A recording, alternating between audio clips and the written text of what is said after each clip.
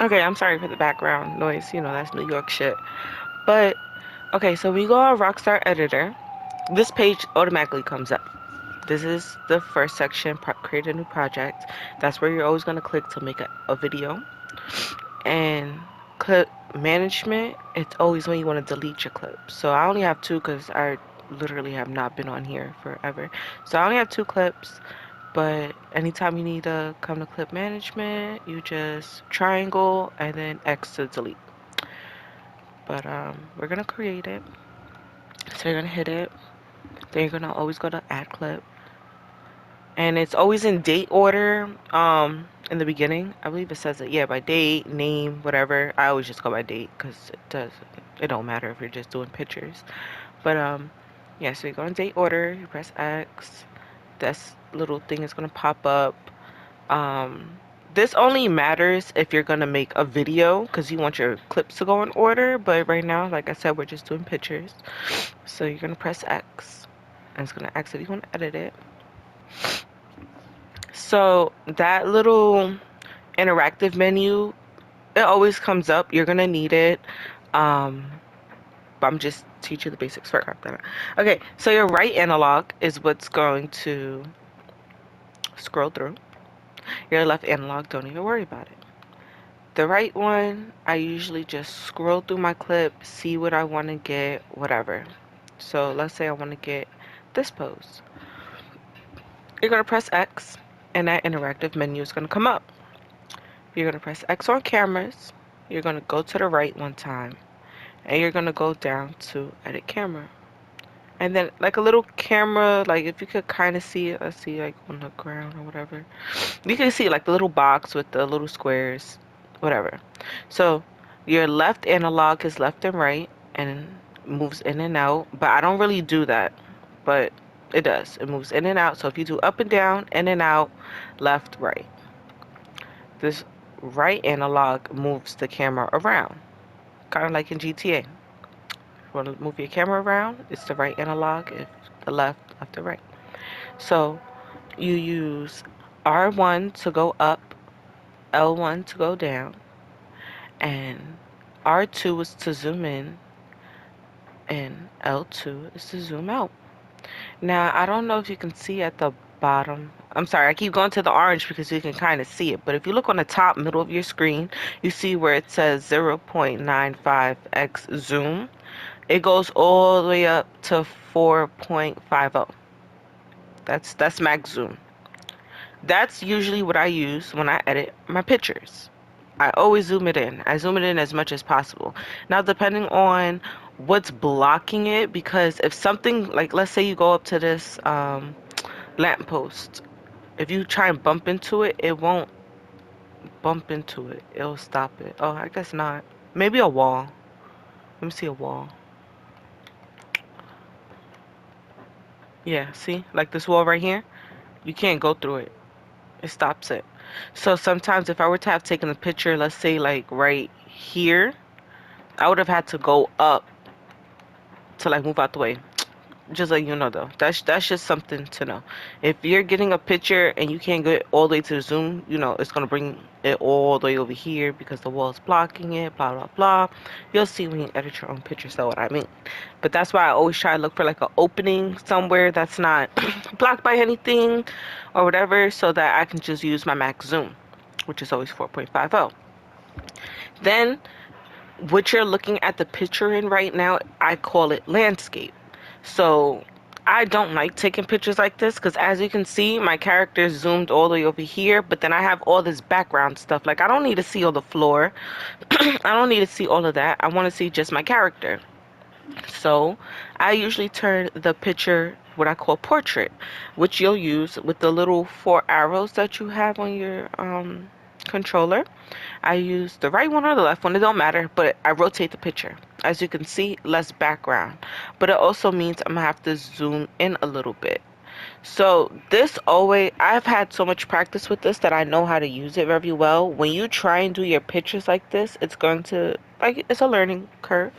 So you're gonna have to learn, like, I think I turned my camera to the right. So I used the right directional to turn it like this.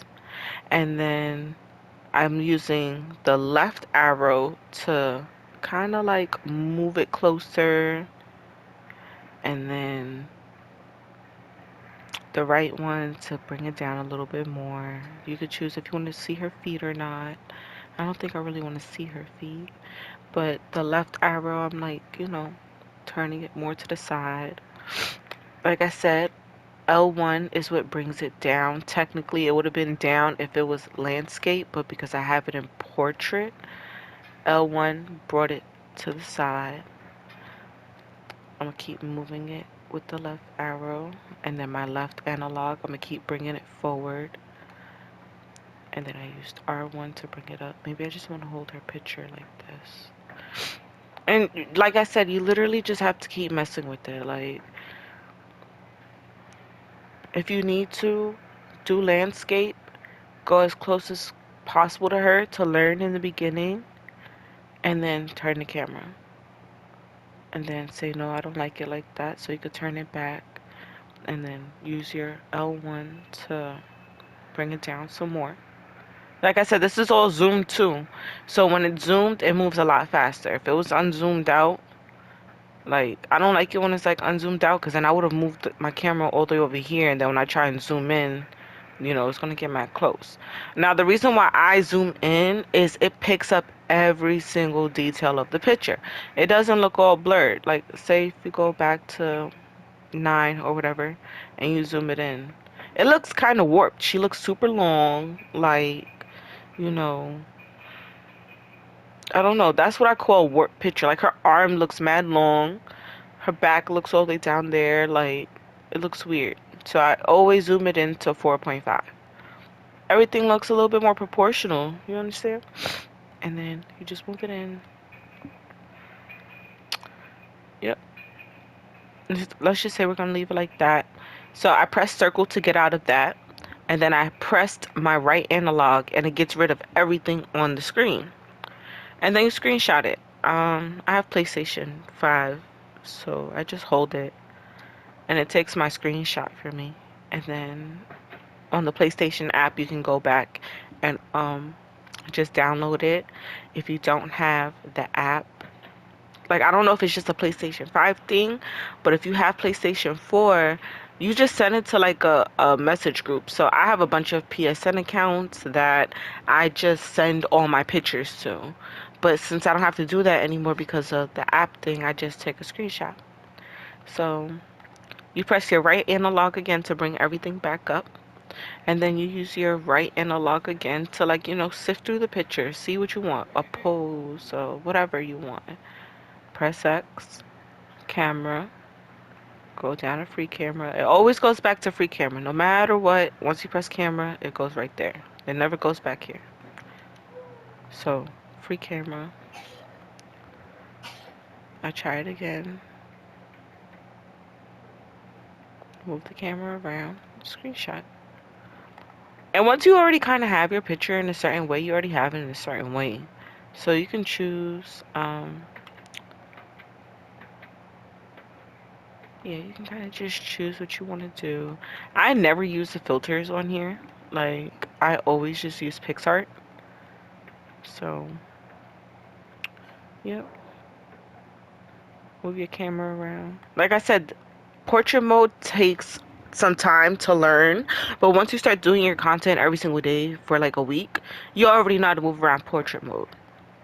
And always, like I said, always zoom. I personally always do portrait mode, especially if it's just me and somebody else. I just tell the other person, like, let's just move closer just to get the picture.